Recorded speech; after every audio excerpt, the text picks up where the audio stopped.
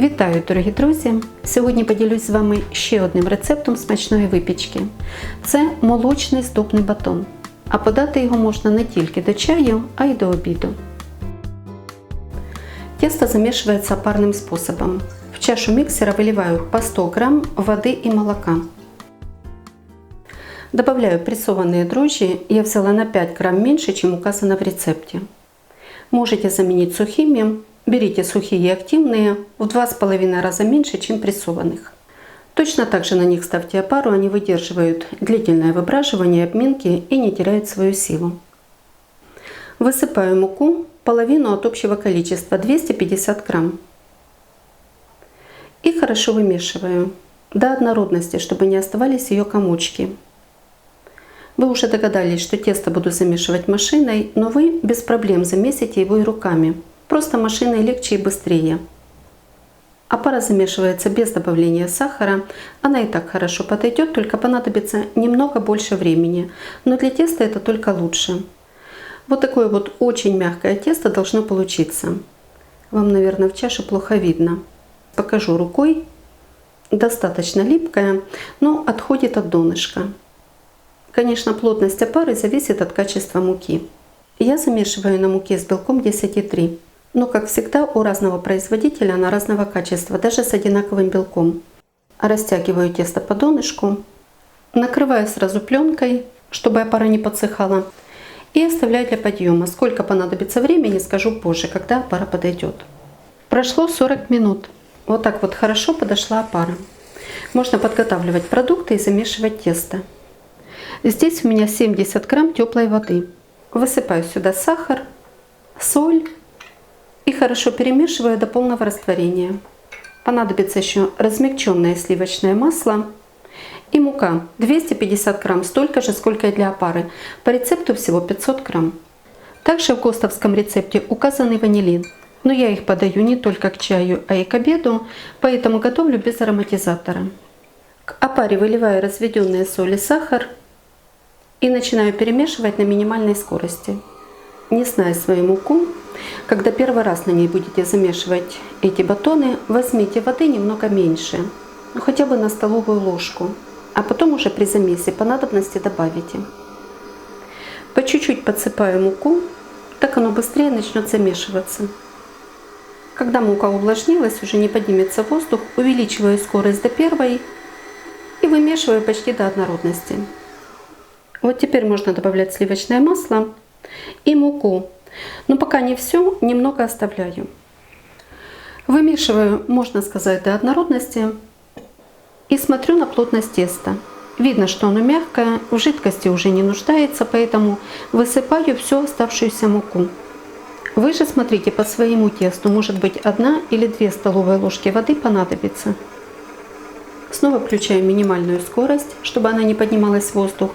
Как только вся увлажнится, подниму до первой. Интересно замешивается тесто. Каждая машина замешивает по-своему. Здесь вот разделилась, крутятся такие 2 баранчика. Но замешиваю до тех пор, пока оно соберется в один комок. Всего для замеса с момента добавления соли с сахаром и до окончания мне понадобилось почти 7 минут. У машины есть умный таймер, он не учитывает то время, когда я ее останавливаю и проверяю тесто. Считает только время замеса. Замешивая руками, вам, конечно, понадобится немного больше времени, 10 или 12 минут. Будете смотреть по тесту. Коврик совсем чуть-чуть смазываю маслом, выкладываю тесто. Вот так хорошо при замесе очистила с дежа. Посмотрите, какое получается тесто. Даже немного мягче, чем среднее. И подкатываю в шар. Я его уже не домешиваю, а просто округляю. Миску смазываю маслом. Тесто сверху тоже немного. Накрываю и оставляю для подъема. Подходить оно должно 1 час, но за это время ему надо сделать обминку. Где-то через 30 минут. Прошло полчаса. Я тесту не создаю особых условий, подходит оно при комнатной температуре. Сейчас достаточно тепло и подходит оно хорошо. Делаю ему обминку. Очень приятное тесто. Мягкое, легкое, очень гладкое. Снова округляю, накрываю и оставляю на такое же время. Прошло еще раз полчаса. Как всегда, коврик немного смазываю маслом и делю тесто на 4 одинаковых кусочка весом по 220 грамм. Можете поделить на 2 части, но по ГОСТу эти батончики были небольшие, по 200 грамм. И каждый кусочек округляю, поворачиваю гладкой стороной вверх. В руках краешки подминаю в середину и подкатываю. Накрываю, чтобы не подсыхали, и оставляю минут на 10. Пусть тесто отдохнет, клейковина расслабится, и только потом буду раскатывать и делать батончики. Время прошло, раскрываю тесто и даю ему постоять в открытом виде где-то полминуты. Пусть оно немного подсохнет, будет не такое влажное, более удобное в работе. Раздавливаю сразу руками в овальную лепешку и немного выравниваю скалкой. Переворачиваю гладкой стороной вниз. Снова немного раскатываю, в основном только в длину. И закручиваю в плотный рулетик. Подворачиваю, слегка придавливаю, и так каждый шаг. Этот край теста растягиваю на длину батончика и делаю его потоньше, чтобы шов не был толстым и не перевернул батон при подъеме. Также делаю все остальные. Опять же, раскатываю только в длину, но может быть совсем чуть-чуть в ширину. Не делайте эти лепешки широкими, потому что батончики получатся длинными и тонкими. Получается рулетик, надо ему придать форму батона. Хвостики придавливаю к столу, немного прокатываю, они должны быть потоньше, а животик потолще. Получается вот такой вот батончик. Разложила на листике так, чтобы им было куда подходить. И следите, чтобы шовчик был на самом донышке, а не где-то сбоку. Батоны подходили 40 минут. Сбрызгиваю их водой со всех сторон. Можно смазать кисточкой. И делаю по 4 косых надреза. Батон придерживаю пальцами и надрезаю. Не бойтесь, к мокрому тесту они не прилипнут. В это время уже нагрелась духовка, температура 180 градусов. С ней же нагрелся и пустой листик на самом нижнем уровне. Как только поставлю батоны в духовку, в пустой листик налью полстакана воды и сразу же закрою. Пропарить их надо только в начале выпечки, поэтому много воды не наливайте. Батоны испеклись, выпекались они 25 минут при температуре 180 градусов, средний уровень духовки, подогрев вверх-вниз без конвекции.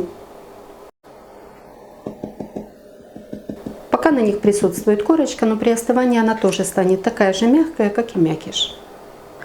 Посмотрите, какая выпечка. Бока не подорвались, гладкие, глянцевые. А значит, батончики перед выпечкой достаточно подошли. Очень легкие, в руках просто невесомые. Снимаю на решетку и в таком виде оставляю до полного остывания. Потом разрежу и покажу, какие они внутри. Батон остыл, корочка пока еще остается хрустящей, а в середине он очень мягкий. При нарезке не крошится, осыпается только корочка. Мякиш мелкопористый, видно, что не сухой. Батончики получаются очень вкусные. Я бы не сказала, что это хлеб, потому что чувствуется легкая сладость, но многие любят сладкое тесто с соленой начинкой. Поэтому, учитывая свой вкус и вкус своей семьи, можете подать их не только к чаю, к молоку вместе с вареньем, это очень вкусно, а и к обеду. Готовьте з удовольствием і приятного вам апетита!